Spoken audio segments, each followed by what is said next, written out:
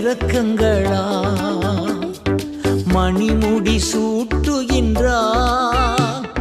கிருபை இரக்கங்களால் மணிமுடி சூட்டுகின்றார்.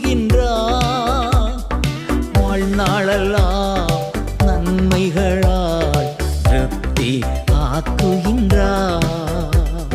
வாழ்நாளெல்லாம் நன்மைகளால் திருப்தி ஆக்குகின்றார்.